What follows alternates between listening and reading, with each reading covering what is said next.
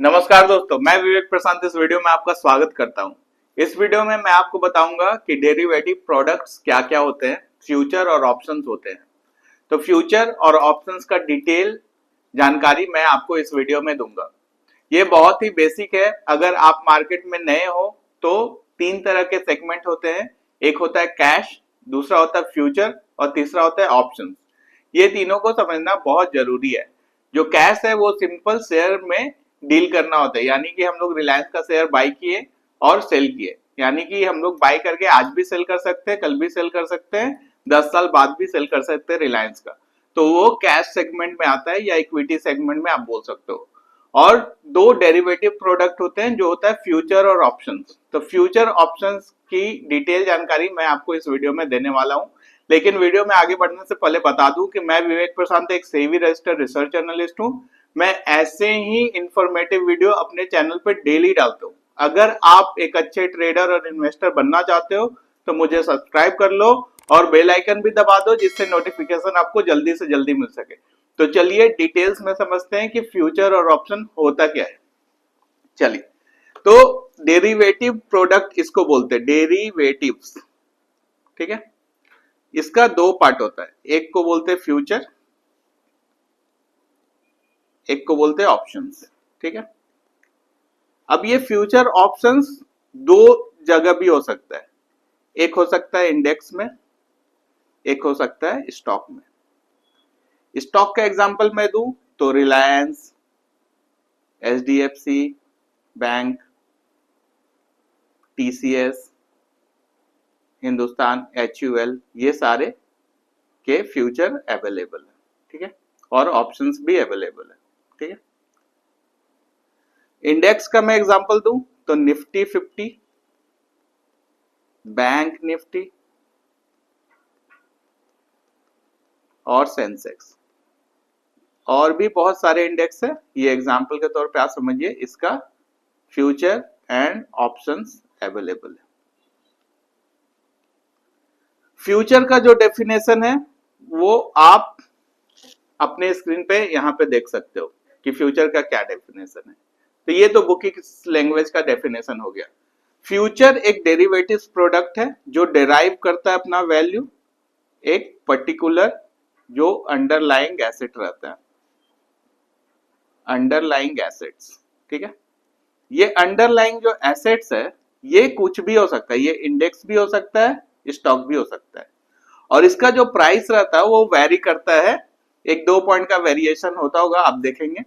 मैं एग्जांपल के तौर पे रिलायंस का लेता हूं। रिलायंस का जो कैश में भाव चल रहा है, लेट सपोज कि 1300 चल रहा है, और रिलायंस का जो फ्यूचर का भाव चल रहा है, फ्यूचर को हम लोग शॉर्ट फॉर्म में एफयूटी लिखते हैं। ठीक है, हो सकता है कि वो 1302 चले या 1299 चले, डिपेंड कि रिलायंस का अभी सेंटिमेंट कैसा है। अगर पॉजिटिव सेंटिमेंट रहेगा तो एक दो रुपए ऊपर रहेगा कैश प्राइस से, अगर नेगेटिव सेंटिमेंट रहेगा तो एक दो रुपए नीचे रहेगा अपने कैश प्राइस से रिलायंस। ठीक है, फ्यूचर का लेकिन दो कैरेक्टरिस्टिक्स होता है जो उसको कैश से अलग करता है।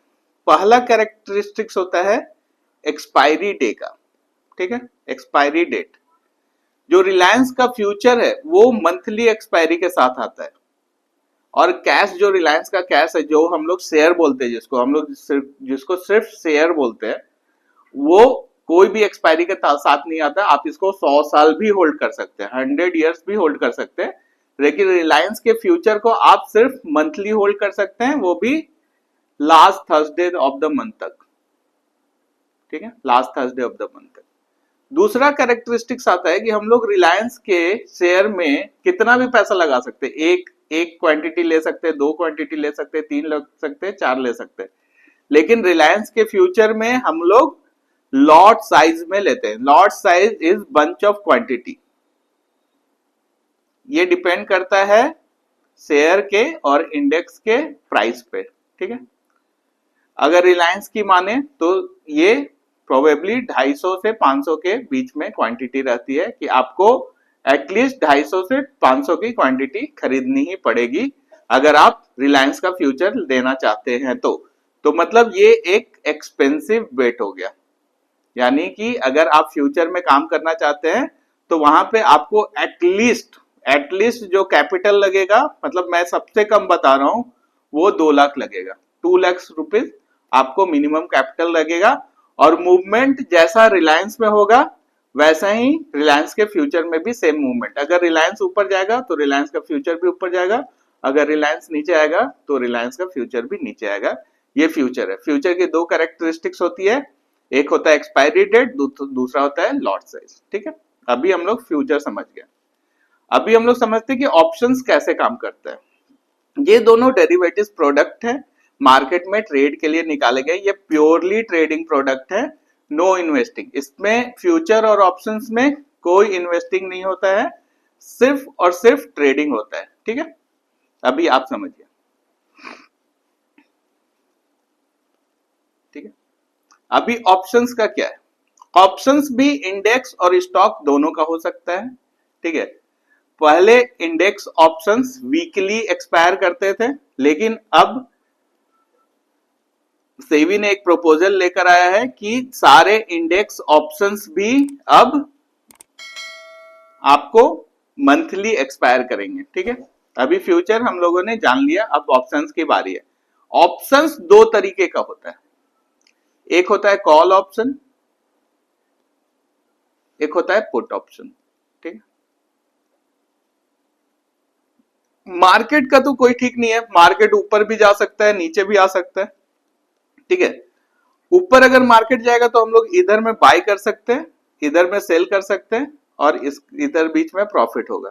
ठीक है, अगर नीचे मार्केट जाएगा तो इधर में हम लोग सेल कर सकते हैं, इधर में हम लोग बाय कर सकते हैं, इधर हम लोग प्रॉफिट कमा सकते हैं। ठीक है, ऑप्शंस में क्या होता है कि अगर मुझे लग रहा है कि मार्केट ऊपर जाने वाला है तो हम लोग उस कंडीशन में कॉल ऑप्शन बाय करते हैं, इसको बोलते हैं राइट टू बाय।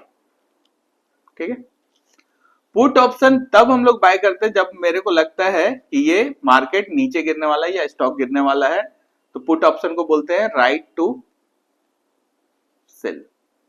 ठीक है, अब आप समझो, एक एग्जांपल देता हूं, कॉल ऑप्शन पुट ऑप्शन कैसे काम करता है। आप समझो कि निफ्टी चल रहा है 23,000 में। ठीक है, आज निफ्टी 50 जो है वो 23,000 में चल रहा है। कल हो सकता है कि ये 23,050 चले जाए या 23,100 चला जाए, पॉसिबल। ऐसा भी हो सकता है कि 23,950 आ जाए या 22,000 आ जाए, 22,900 आ जाए, पॉसिबल।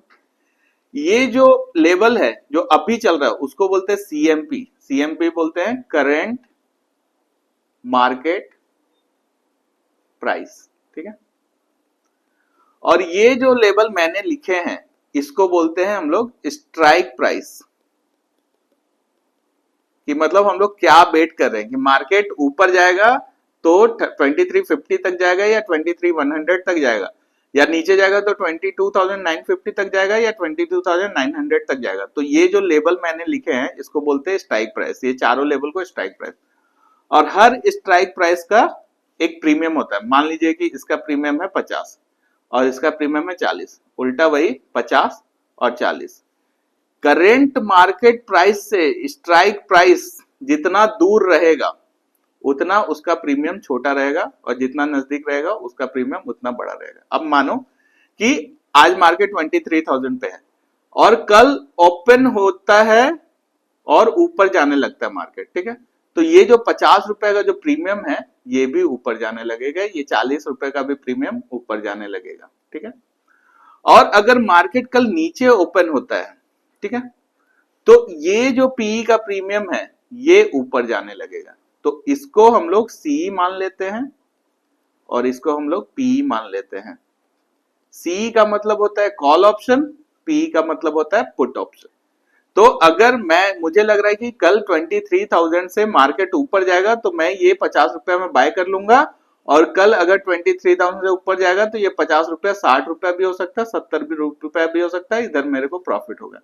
अगर मुझे लगता है कि मार्केट नीचे जाएगा तो मैं ये पी 50 रुपए में बाय कर लूंगा, और अगर मार्केट कल नीचे गिरने लगेगा तो ये 50 का 60 हो जाएगा, 70 हो जाएगा, और मैं इधर में प्रॉफिट बुक कर लूंगा। ये सिंपल है। ऑप्शंस की भी एक्सपायरी होती है और ऑप्शंस की भी एक्सपायरी होती है और ऑप्शन का भी लॉट साइज होता है। सेम लॉट साइज होता है, जितना लॉट साइज फ्यूचर का होता है वही सेम लॉट साइज ऑप्शन का भी होता है। और एक्सपायरी भी सेम मंथली एक्सपायरी होती है।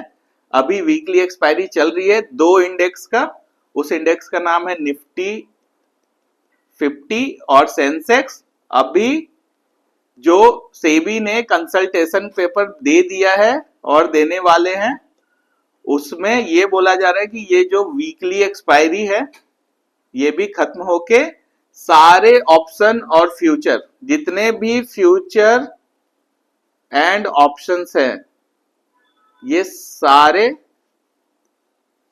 जितने भी ऑप्शंस एंड फ्यूचर्स हैं मार्केट में अवेलेबल, वो सारे मंथली एक्सपायर करेंगे।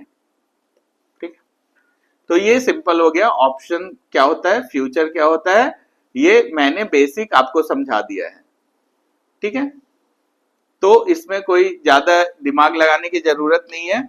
तो बेसिक यही है कि लॉट साइज होता है, एक्सपायरी होता है, ज्यादा रिस्की प्रोडक्ट है, डेरिवेटिव्स प्रोडक्ट है, डिपेंड करता है कि उसका जो अंडरलाइंग एसेट्स है, जैसे रिलायंस का फ्यूचर है तो रिलायंस कैसा मूव कर रहा है, उसी तरह रिलायंस के कॉल ऑप्शन भी मूव करेंगे, पुट ऑप्शन भी मूव करेंगे और रिलायंस का फ्यूचर भी सेम रिलायंस के जैसा ही मूव करेगा। ऐसे इंसाइटफुल कंटेंट के लिए आप मुझे सोशल मीडिया पे फॉलो कर सकते हो। बाकी इस वीडियो को लाइक, शेयर और सब्सक्राइब करना ना भूलेगा। Thank you.